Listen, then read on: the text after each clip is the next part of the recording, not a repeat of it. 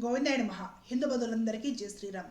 భార్యని ముక్కలు ముక్కలుగా నరికి కుక్కర్లో వండి ఇంతకు మించి మాటలు ముందుకు కొనసాగించాల్సిన అవసరం లేదు, ఏమి చెప్పాల్సిన అవసరం లేదు. నేను మాత్రము ఒక ఇంటెన్షన్ తోటి ఒక విషయాన్ని ఖచ్చితంగా సభ్య సమాజానికి అందించాలనే ఒక ఉద్దేశంతో ఈ వీడియో చేస్తున్నాను. మనము మనుషులమండి. మస్తిష్కము అందరికీ ఒకలాగా కాకపోయినా కూడా ఎంతో కొంత అయితే పనిచేస్తూ ఉంటుంది. ఎంతో కొంత గొప్పగా కాకపోయినా సరే మంచి చెడు తెలుసుకుంటున్నాము. సెల్ ఫోన్లు టెక్నాలజీలు ఈ రోజు రేపు అందరూ వాడుతున్నారు. ఎంతో కొంత అందరూ చదువుకొని ఉంటున్నారు. ఉపాధి అవకాశాలు ఎక్కువైపోయాయి. ఎవరి దగ్గర పడుండి వాడు దోసడి నీళ్లు పోస్తే తాగి బ్రతికే పరిస్థితి ఎవ్వరికీ లేదు. బ్రతుకు తెరువుకి అవకాశాలు ఇప్పుడు ఎక్కువ ఉన్నాయి. ఏదో ఒక పని చేసేసుకొని కష్టపడి 10 రూపాయలు సంపాదించుకొని తినొచ్చు. ఎవరైనా కూడా కొన్ని రోజులు చూస్తే గమనిస్తే మంచి చెడు వాళ్ళ స్వభావము స్వరూపము వాళ్ళ ఆలోచనలు బ్యాక్గ్రౌండ్ అన్నీ కూడా అర్థమవుతున్నాయండి. వాళ్ళ రేపు మీకు ఒక మాట చెప్తాను వినండి. ఇద్దరు పిల్లలు స్కూల్కి పెడతారండి. హై స్కూల్లోని కాలేజీలోని విద్యార్థులు చదువుకుంటూ ఉంటారే, కలిసి ఉదయం నుండి సాయంత్రం వేళ ఒక బెంచీలో కూర్చున్నందుకే 4 రోజులకి వాళ్ళేంటి వాళ్ళ ఆలోచనలు ఏంటి వీళ్ళకి తెలుస్తాయి, వీళ్ళేంటి వీళ్ళ ఆలోచనలు ఏంటి వాళ్ళకి తెలుస్తాయి. ఎంప్లాయీస్ ఉద్యోగాలు చేస్తూ ఉంటారు, ఆఫీస్లో కో ఎంప్లాయీస్ ఉంటారు.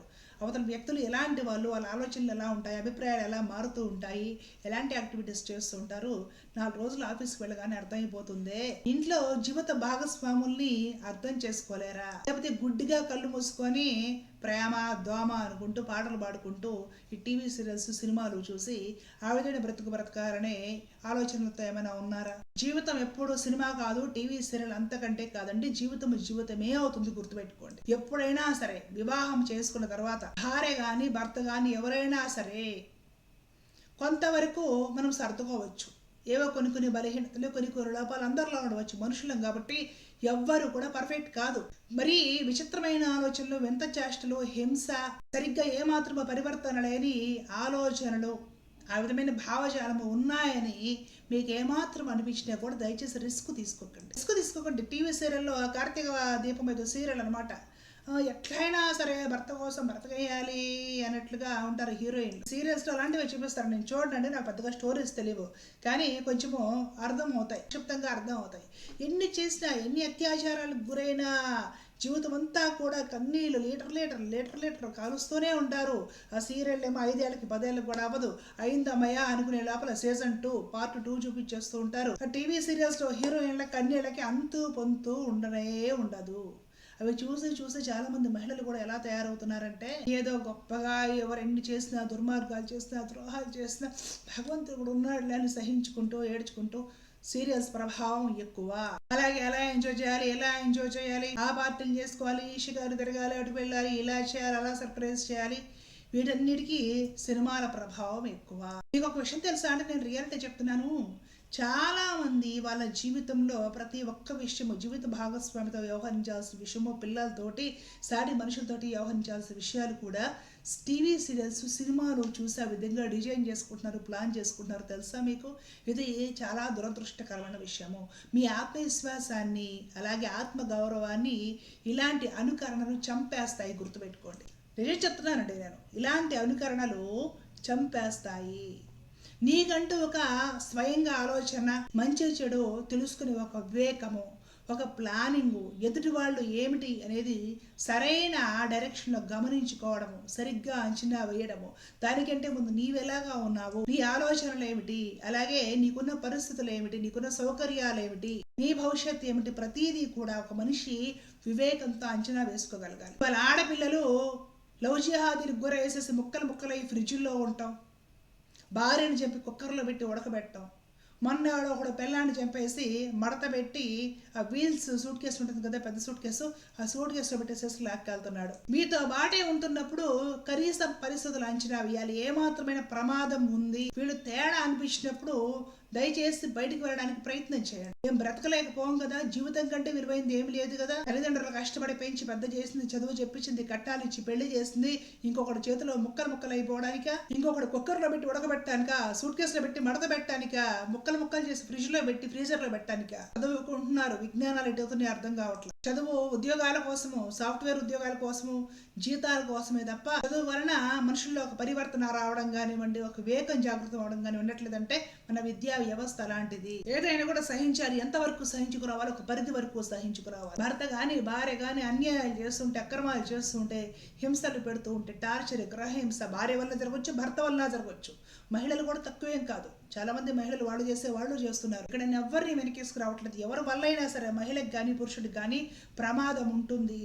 వీళ్ళ ప్రవర్తన చిత్ర విచిత్రంగా ఉన్నాయి. ఆలోచనలు సరైన దారిలో పొంతనగా లేవు అనేసి కాస్త వివేకంతో ఆలోచించడం మొదలు పెడితే తప్పించుకోవడానికి అవకాశం ఉంటుంది. బయటికి వెళ్ళి ఏదో ఒక రకంగా ప్రశాంతంగా బ్రతకొచ్చు. చదువుకుంటున్నారు, ఉద్యోగాలు చేస్తున్నారు, ఇంగ్లీష్ మాట్లాడుతున్నారు, సెల్ ఫోన్లు ల్యాప్టాప్లు మొత్తం వాడటం వచ్చు. సెల్ ఫోన్ లో కాంటాక్ట్స్ ఏమో 1000-2000 కాంటాక్ట్స్ ఉంటాయి. కనీసం మన ఇంట్లో మనతో ఉండే వాళ్ళు, మన పార్ట్నర్స్ ఏం చేస్తున్నారు, వాళ్ళ ఆలోచనలు ఎలా ఉన్నాయో కూడా అర్థం చేసుకోకపోతే ఎలాగండి? అంత గుడ్డిగా ఉంటారా? ఏదో కొన్ని బలహీనతలు ఉండొచ్చు. సరే, దానికి కొంతకాలం పడుతుంది, మారుతారు అనేసి వెయిట్ చేస్తాం. అసలు ఆలోచనలే దారుణంగా ఉంటాయి. ఆలోచనలే పొంతలు లేకుండా విపరీతంగా ఉంటాయి. ఇలాంటి మర్డర్ ప్లాన్లు కూడా వేస్తున్నారంటే వాళ్ళ ఆలోచనలు సరిగ్గా ఉంటే వేస్తారా? అది మీరు గ్రహించాలి. వీళ్ళకి ఏదైనా బలహీనతలు ఉంటాం వేరు. ఇప్పుడు ఏదైనా కాస్త తాగే అలవాటు ఉంది, ఇంకేదో అలవాటు ఉంది అనుకుందాం, చెప్తున్నా. ఈ అలవాట్లు సహజంగా ఉంటాయి, కొద్ది రోజులకు వాళ్ళే మారుతారులే అని కొంతవరకు సర్దుకోవచ్చు. అసలు మర్డర్ ప్లాన్లు కూడా వేయగలిగిన ఇట్లాంటి వేసి ముక్కలు చేసి కుక్కర్లో పెట్టి ఉడకేసి సూట్ కేసులో పెట్టి ఇంకెక్కడైనా పెట్టి ఇంత మర్డర్ ప్లాన్లు వేసే వాళ్ళ ఆలోచనలు తేడాగా ఉంటాయండి. ఒక సాధారణమైన మనసుకి ఇలాంటి ఆలోచనలు తట్టవు. మరి అలాంటి వాళ్ళని మీతో ఉంటున్నప్పుడు మీరు తెలుసుకోగలగాలి. ఇంకెవరో అత్త 15 సంవత్సరాలు కోడల పైన పగబట్టి బయటికి మంచిగా నటిస్తూ తెలివిగా చంపేసింది. ఆశ్చర్యం ఏంటంటే మనతో బాటే ఉంటూ మనతో పైకి మంచిగా మాట్లాడుతూ ఇలాంటి విపరీతమైన ఆలోచనలతోటి విపరీతమైన అసలు మర్డర్ స్కెచ్లే వేస్తూ ఇలాంటి మానవ మృగాలు మన కళ్ళ ముందు, మన సమాజంలో, మన మధ్య, మన ఇంట్లోనే ఉంటున్నాయి అంటే నమ్మలేని విధంగా ఉన్నారు. ఈ రోజుల్లో కీడించి మేళించాలండి. ఎవరిని కూడా కళ్ళు మూసుకుని అమాయకంగా జీవిత భాగస్వామిని కూడా నమ్మేదానికి వీలు లేదు.